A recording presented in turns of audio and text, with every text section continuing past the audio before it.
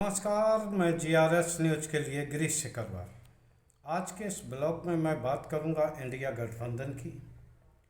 और उसकी उस रणनीति की जिसके तहत इंडिया ब्लॉक के सभी सहयोगी पार्टियां हैं, उनके जो फ्लो लीडर्स हैं,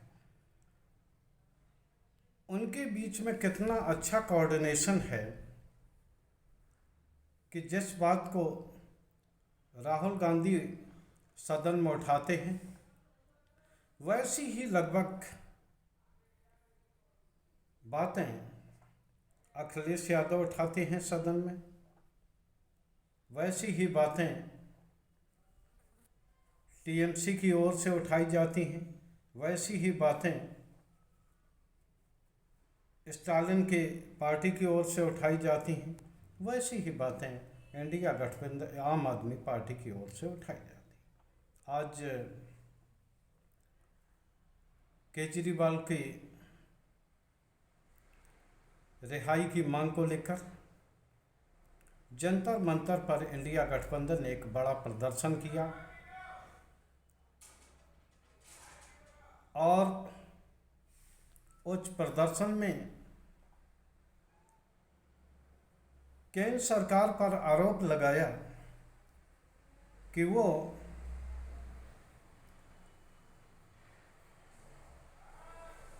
सवाल उठाने वाली पार्टियों को ईडी और अन्य सरकारी एजेंसियों के जरिए परेशान करते हैं और उनको जेल में डालने का काम करते हैं। नेताओं ने आरोप लगाया कि केजरीवाल के खिलाफ ईडी के पास कोई भी सबूत नहीं है और न ही ईडी या अन्य सरकारी जांच एजेंसियां इस संबंध में कुछ बरामदगी ही कर पाई हैं। उन्होंने कहा कि ईडी एक ऐसी वॉशिंग मशीन है जिसमें धुलकर सभी लोग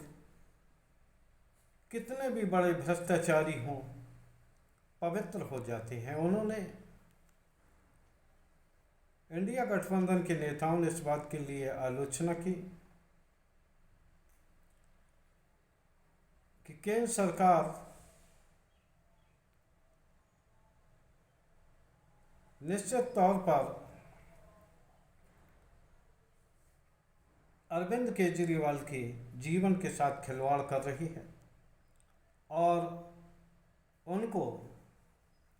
समय पर इलाज भी मुहैया नहीं करा रही।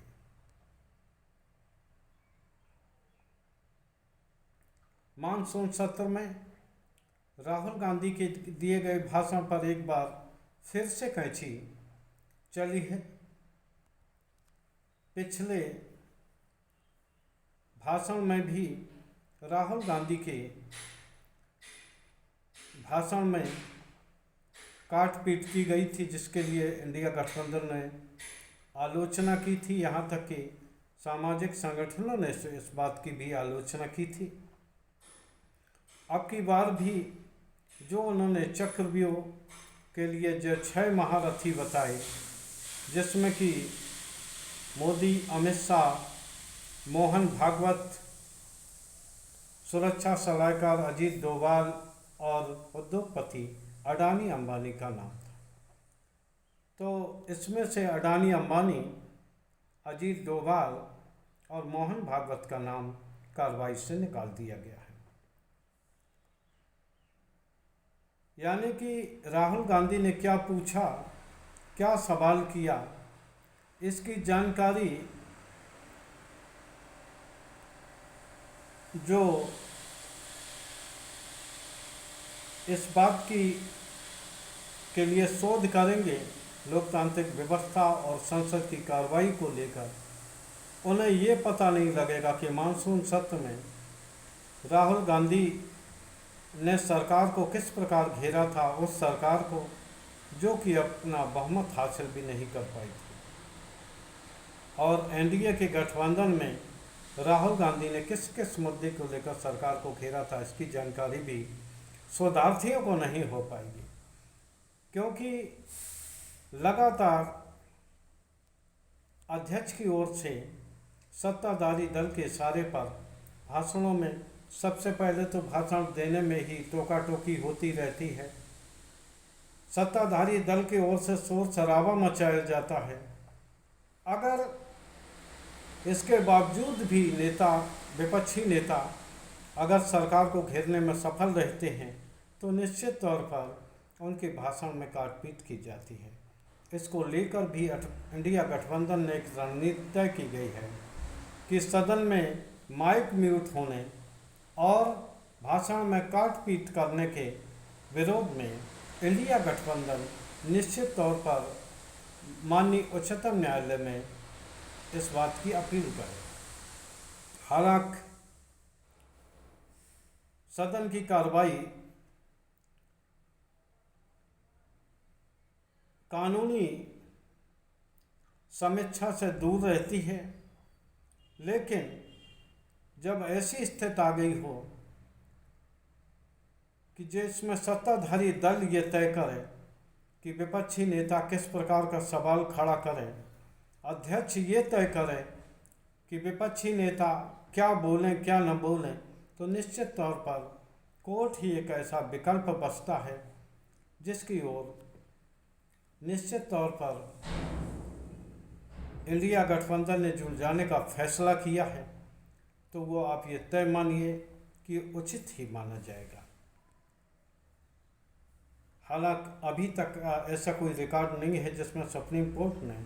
लोकसभा अध्यक्ष के पावरों में काटपीट की हो, लेकिन ऐसा लगता है जिस प्रकार लोकसभा अध्यक्ष जिस प्रकार सत्ताधारी दल के एक विंग के रूप में काम कर रहे हैं, सत्ताधारी दल के कहने के अनुसार काम कर रहे हैं, निश्चित ही आप ये तय मान लीजिए कि अगर न्यायालय उस बारे में कोई कठोर आदेश दे या लोकसभा अध्यक्ष के अधिकारों में कुछ कमी करे तो आपको आश्चर्य नहीं होना चाहिए। देखना ये है कि इस संबंध में इंडिया गठबंधन कब कोर्ट की शरण लेता है। हालांकि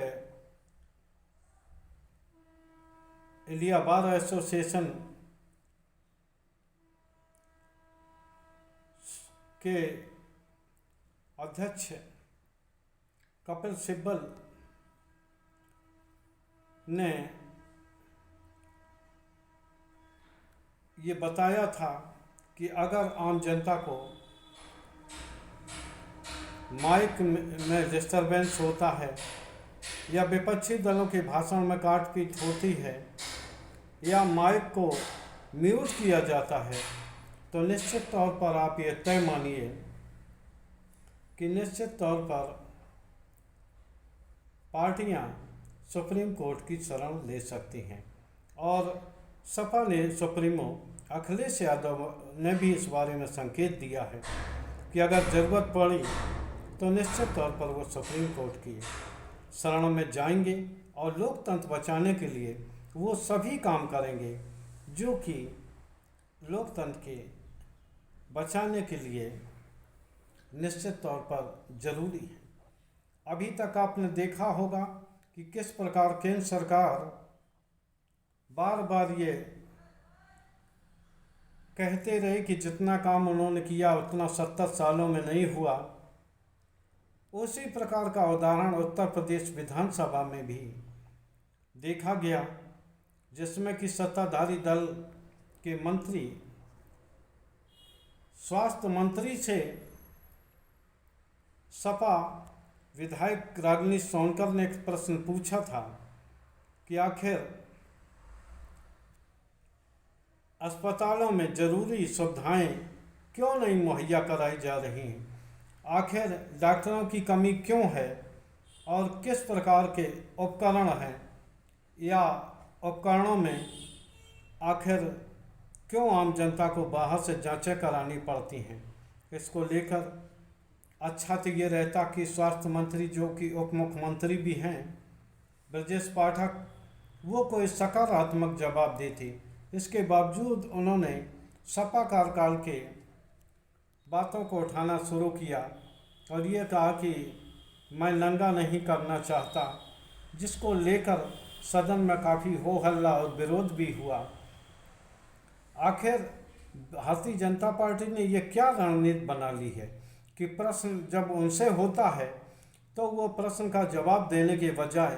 पुरानी सरकारों के कार्यकालों को घेरने लगते हैं, पुरानी सरकारों पर सवालिया निशान लगाते हैं। आखिर सत्ताधारी दल होने के नाते सवाल आपसे किया जाएगा, न कि विपक्ष से सवाल होगा। अब देखना यह है